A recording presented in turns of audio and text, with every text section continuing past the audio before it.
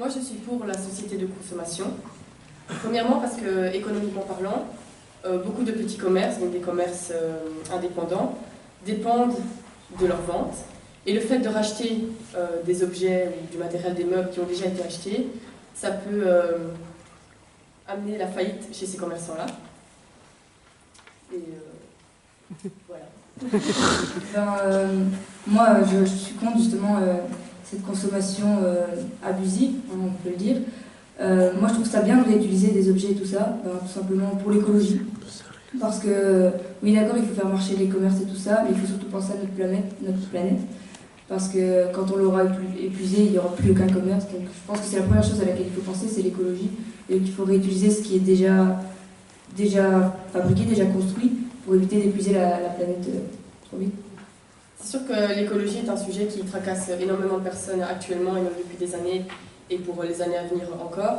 Je suis moi-même beaucoup touchée par ce sujet-là, mais il y a quand même quelque chose qui me bloque par rapport à ce rachat d'objets, c'est la propreté, l'hygiène et l'état de ces objets, de ces meubles, parce que je suis convaincue qu'énormément de personnes par rapport à cette industrie, donc l'envol ou par exemple d'autres sites comme Seconde Main, eBay, etc., ont sûrement déjà eu des mauvaises surprises en achetant un objet, un article qui avait l'air en bon état d'après la description, d'après les photos.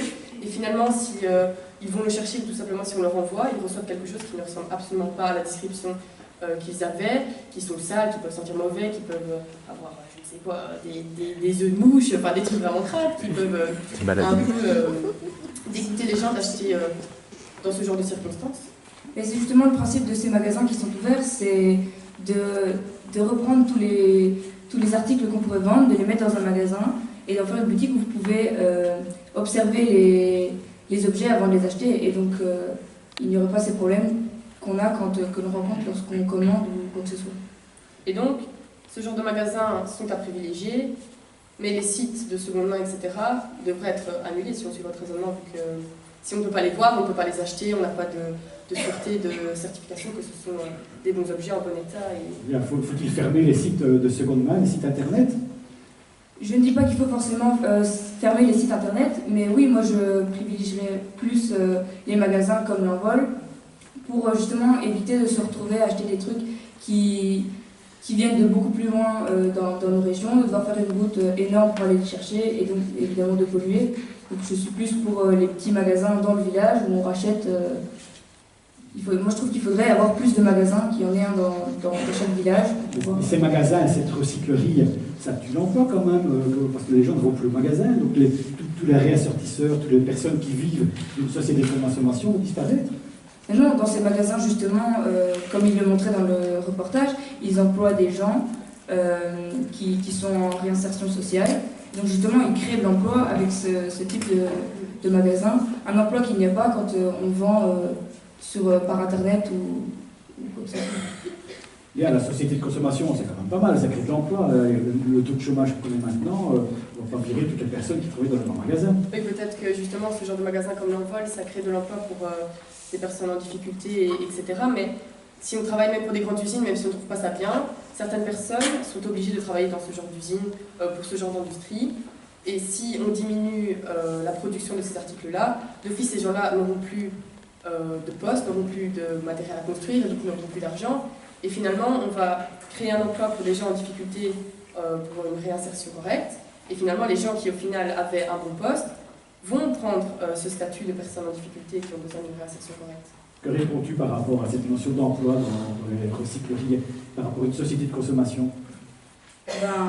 En soi, je dirais que c'est un cycle sans fin. Il y aura toujours... je pense qu'il n'y a pas moyen de sauvegarder tout en même temps. C'est soit de l'emploi, soit de l'écologie. Je pense qu'il n'y a pas de solution miracle. Il faut choisir ses priorités. Et je pense qu'entre avoir un emploi et avoir une planète viable, le choix est vite fait. Mais dans ces recycleries, on ne trouve pas tout. Il n'y a pas moyen de trouver tous les objets de consommation qu'on a besoin. Comment on fait? Ça c'est une question à laquelle il faudrait encore répondre. Après, je pense qu'on pourrait diversifier. Par exemple, il y a déjà des magasins comme Cash Converter où on peut racheter tout ce qui est appareil électronique et tout ça. Les magasins comme l'Envol où c'est plus tout ce qui est mobilier et autres. Donc je pense qu'on sait quand même trouver la majorité des choses dont on aurait besoin. Elisabeth, tu crois vraiment que les recycleries, ça n'a aucun avenir? C'est vraiment pour les pauvres qui n'ont vraiment pas de fin de mois difficile? Non, je pense que c'est une bonne chose, ça a de très bons côtés. Moi, si j'étais par exemple dans une situation un petit peu difficile, par exemple des jeunes mariés qui s'installent, ou si j'avais un cote et que je n'ai pas un budget énorme pour m'acheter un beau fauteuil chez Ikea, bien sûr, je pense que des magasins tels que l'Envol sont une bonne chose. Mais pour des gens qui cherchent plus, enfin, je sais pas, moi par exemple, si j'ai envie de m'acheter un lit, je me sentirais mieux dans un lit qui est neuf, que je sais que personne ne s'est jamais couché dedans, qu'un lit qui a déjà été utilisé, je ne sais pas d'où il vient, je ne sais pas s'il a été nettoyé, s'il a été repeint. Voilà, peut-être que des choses ont été cachées. Tu as répondu à cet aspect vraiment deuxième main, second degré, dégrader des objets. Ben, justement, je pense que dans les magasins, ils retapent les meubles et tout ça, et donc il y a quand même enfin, ils vérifient l'état des... Ils ne vont pas vendre des trucs qui ne sont pas en état d'être vendus, donc je pense qu'il n'y a pas de souci à se faire dans ce sujet-là. Réponse, Elisabeth? Moi je pense que même s'ils sont retapés, parfois il y a des choses qu'on ne voit pas et pourtant elles sont bien là, donc on peut être surpris.